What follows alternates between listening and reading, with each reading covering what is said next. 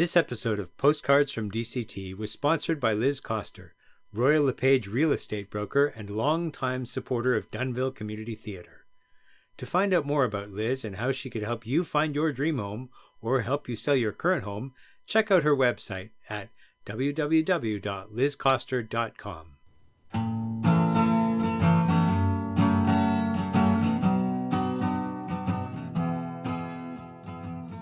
Hi, my name is Catherine, and I'd like to introduce you to DCT's first video podcast, Postcards from DCT.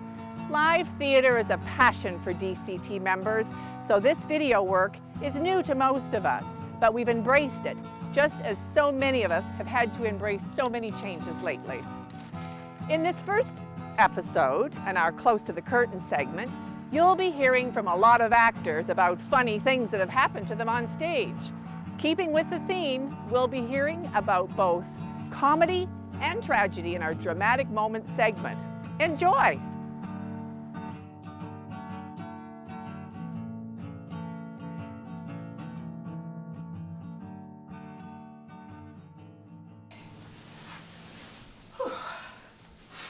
What are you wearing? Oh, this is a vintage Bill Blast. It's beautiful, isn't it? I thought it'd be nice to start the show off with some class. Class. Shouldn't you be dressed as a man? What? Well, you always play a man on stage. Well, not by choice. I mean, if we had more male actors, I wouldn't always have to be the man on stage. Wow. Okay, I guess, but you do look ridiculous. Well, maybe, but I'm not changing.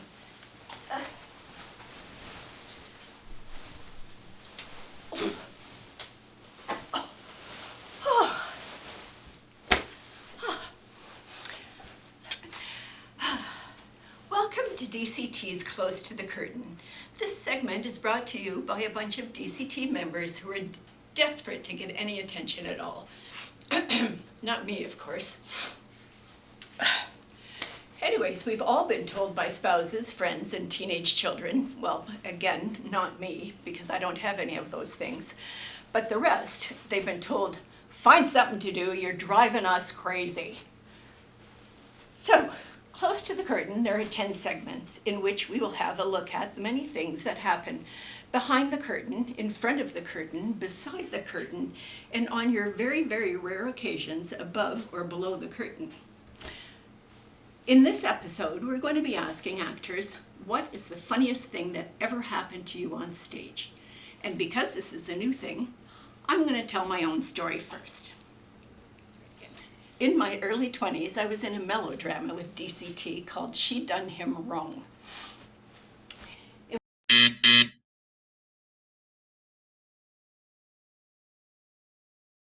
And the heroine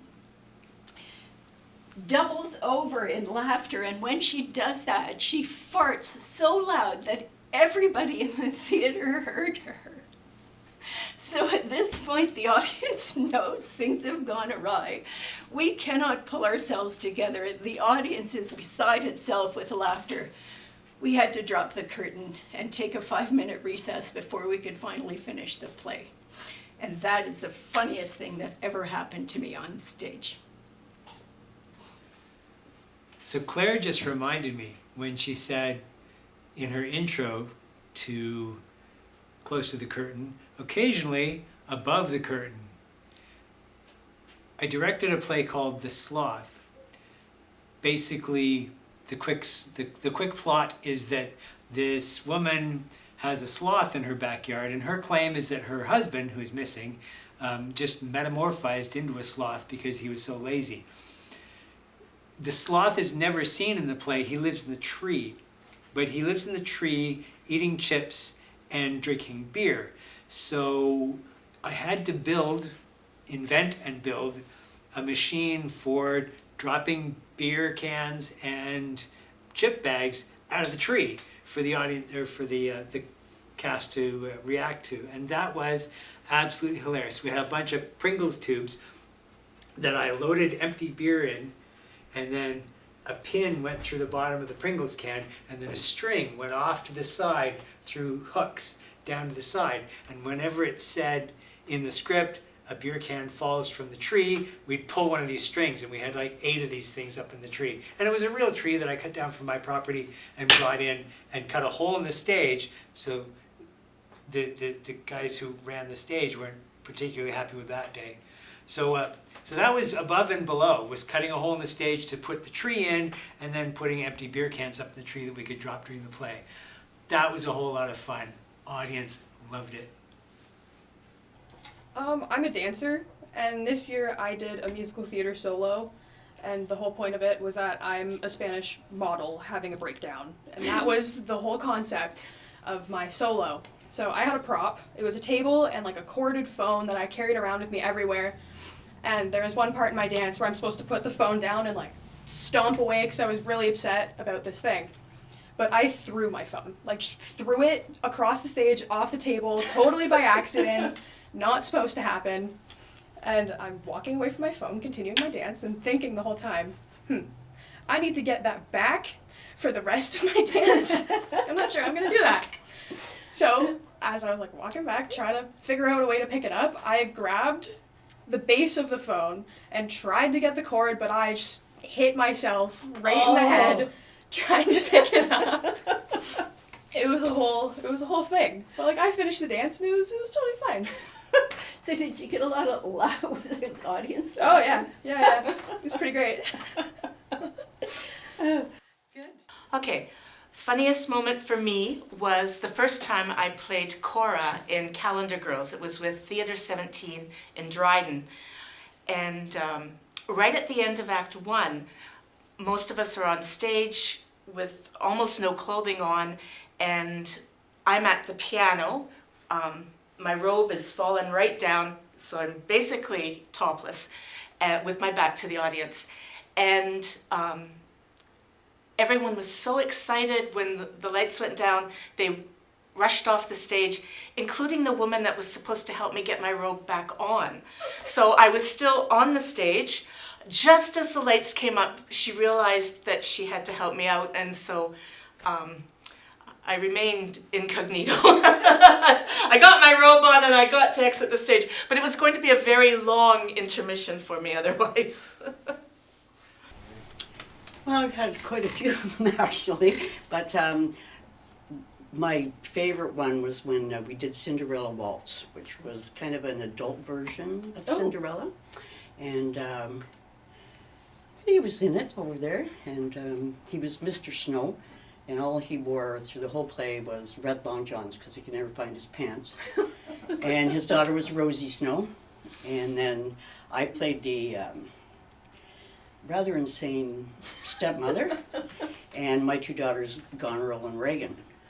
So, and we had a village idiot who basically just grunted through the whole play, and then a prince, and then of course we had the fairy godmother, who was played by, some of you may know him, Lebel, which he was absolutely hysterical. The fairy godmother sang really bad taste songs and was drunk all the time. Anyway, so we're getting ready for this ball, and we were all dressed kind of throughout the play in Victorian Gothic costumes. So I had this, really tight bodice on, and then the skirt, my floor-length skirt, went out like this because I had so many crinolines underneath it. And so as I coming onto stage, I'm trying to get through the front door, my skirt, and I'm trying to fold it in, and anyways, I did get through it, but on either side of the door were these fake fir trees. Well, they got hooked to my crinolines. So I'm out there walking, and I've got 2 trees hooked to my crinoline that I can't reach. And then I look at the cast, they're all facing the back of the stage. They're done. They're totally done. I'm going, oh, well, I guess I'm on my own here. So I'm spinning, literally spinning, trying to get these things off. They would not come off. So finally the Rosie Snow got enough things under control that came over and she literally just ripped the thing right off me. But then I still had the other one on. And I thought, well, I'm just going to go to the ball with that on. And we just exited the stage. Oh, it was hysterical. That's pretty funny. Oh, man. I'd have to say the funniest moment that has happened to me on stage so far is when I was in elementary school and we did Seussical the Musical. I was casted as Horton the Elephant. And we were just doing our rehearsal in front of just a small crowd. And it was the end of the one scene, so I was just hot on stage. Those lights were making me really hot, so I just decided to drop my big elephant costume with my big ears, and it just went around my shoulders, so I decided to drop it, not realizing right away that when the audience started howling, that I was just standing up there, no shirt on underneath, and I just had my boxer briefs on, and it could have been a lot worse, but some people in the audience I didn't know, and some I did, so it was just a little awkward. Well, I'm in my high school theater program, and every year the seniors like to throw a prank for our last show. And the thing is, they never tell us what it's going to be before the last show. So we were doing Alice in Wonderland, and there's a scene where the white rabbit runs into a house and is pulling things out of a bin. And there's like clothes and hats and everything. So they decided to be pulling out clothes, and the white rabbit pulled out a hot pink lacy thong in front of everybody, and no one knew it was going to be happening. So we're all on stage like trying not to laugh, and you could see the director in the back, and she was so mad, but it was only after when we could all laugh about it, but we were just trying to stay serious on stage. That's pretty funny and hard to do, staying serious on stage. I have to say probably the funniest thing that ever happened to me on the stage was in the last one that I was in called Nonsense, when I was Mother Superior, don't you know, dressed like a lovely nun. And Mother Superior got herself into drinking some stuff that she probably should not have drunk. And I was on the stage by myself, and the more I drank, the more I was getting a little tipsy. And by the end of it, this 70-year-old was falling on the floor and could hardly get up. And it was absolutely hilarious, crazy. And I just had to be really careful I didn't break any bones, because going down there like that was hard. But oh my gosh. It was so much fun. That whole play was fun, and a tremendous bunch of girls to sing with and dance with and laugh with. Loved it. I think one of the funniest things that happened on stage had to be in the Red Velvet Cake Wars, and I played a lady that liked to fight a lot, and fought with Julie, Julie Turner. Yeah. And while we were fighting the one time, I started gradually losing parts of my costume, starting with my wig. And so, of course, here I was with my hair all under a wig cap, and we're fighting, and everything's going good. And then all of a sudden, I saw my wig go flying across the stage.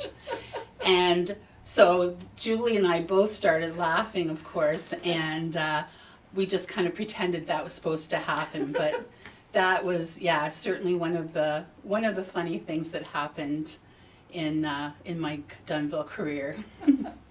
Nice.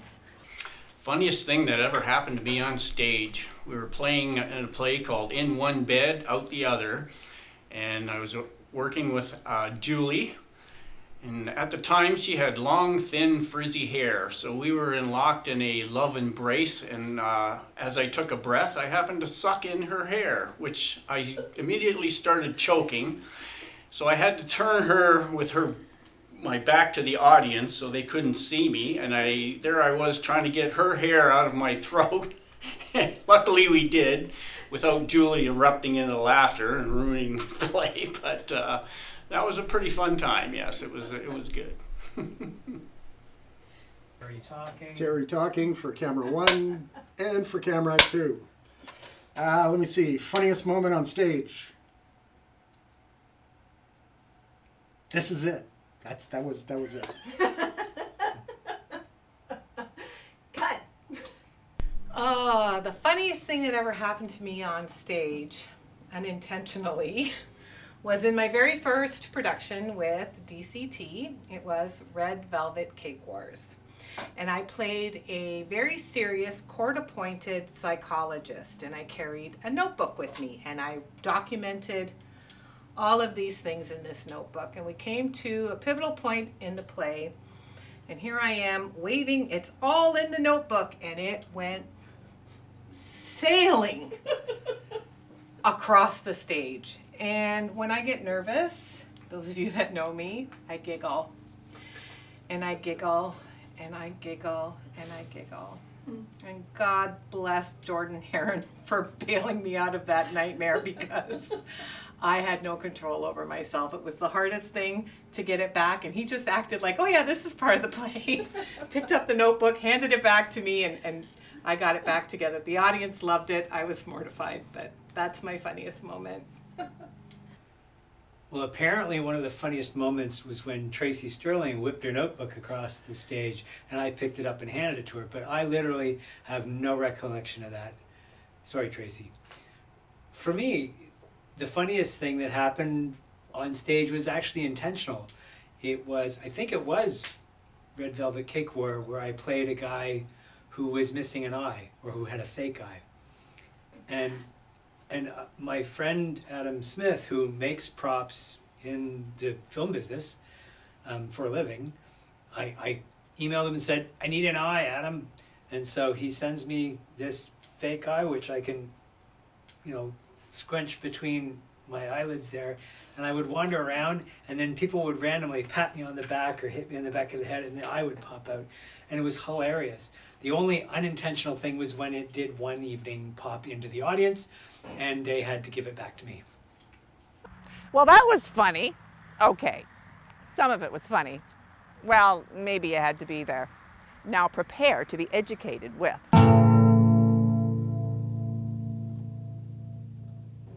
Most people are familiar with those two masks as a symbol for theater. Did you know that they originated in Greece as representations of what the Greeks believed were the two extremes of the human psyche? Comedy, under the purview of the muse Thalia, and tragedy, whose muse was Melpomene. They are very stylized, with big mouths, upturned lips for comedy, downturned for tragedy.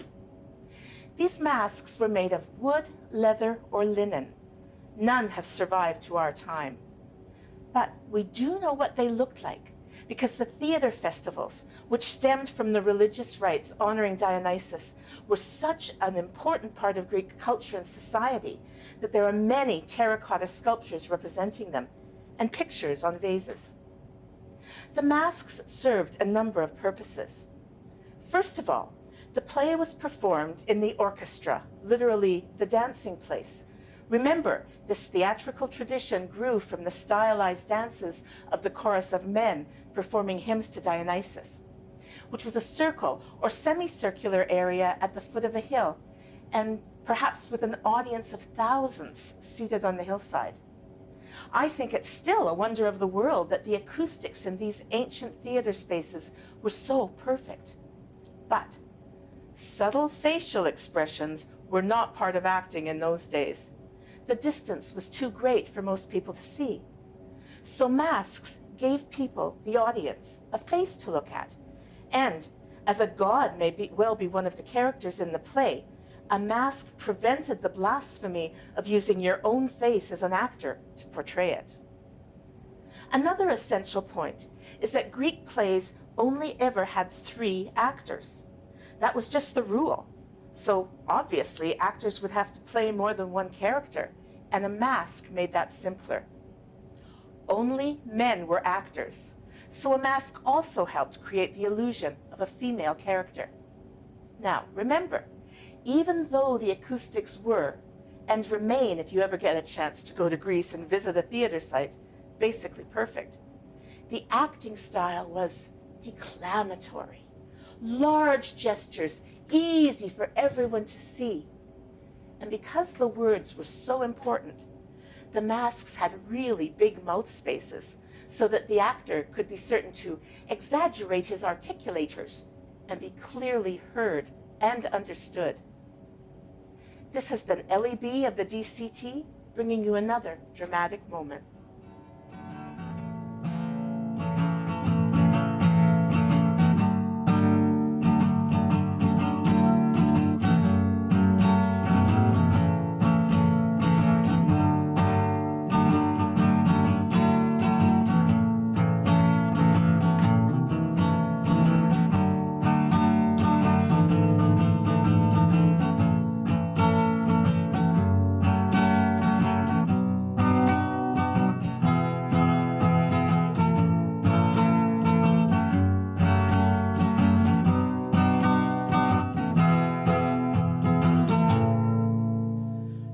ever frame up a nice interview shot her on a chair, and then the talent comes in, and because the talent is also the producer and the director and the writer, and she thinks she's funny, she insists on starting the bit with some banter between you two, but she won't sit down, and you didn't reframe the shot. So when you review the footage later, her head's not even in the picture. And instead of thinking, ooh, a mistake, you try to reframe it as artistic style.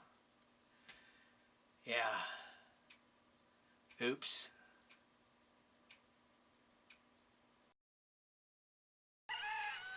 Shut up, Charles!